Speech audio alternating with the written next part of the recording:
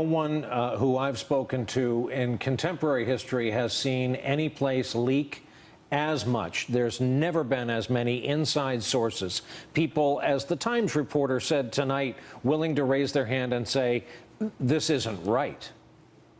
Right. I mean, I think Donald Trump has yet to really come to grips with the fact that there are checks and balances on his power here and is really sort of facing something of a soft coup. He's never managed anything nearly as large as the federal government. And within that government, there are a lot of whistleblowers and people who are coming forward and revealing information to reporters about what is actually going on. This has really been true since the president took the oath of office.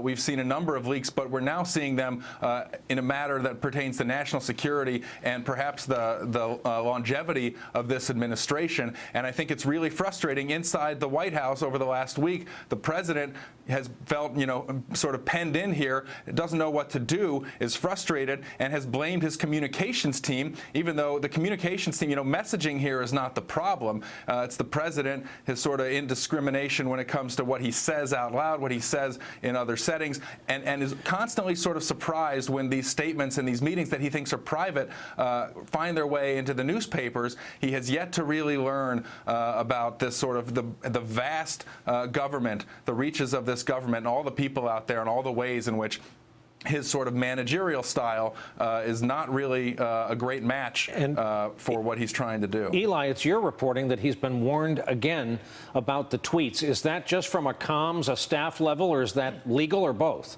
No, it's both. I mean, going back over a month after the first tweet that, when he said President Obama, wiretap me, there was what one person involved called an intervention in the Oval Office, saying you can't keep painting yourself into corners politically and perhaps even more importantly legally. And they're frustrated because they feel like he continues to not sort of really absorb that lesson. He tweeted last week about the tapes that James Comey, he better hope there aren't tapes. Well, that's led to subpoena requests for a number of White House recordings and communications. And so he continues to not really understand this in spite of the best efforts of people around him. There is really a lot of resignation that I have seen on the faces of White House staffers, including Sean Spicer this week, in terms of trying to sort of come out and message for this president. There is a real defeated feeling around the West Wing that we just haven't, it hasn't been as palpable up until now.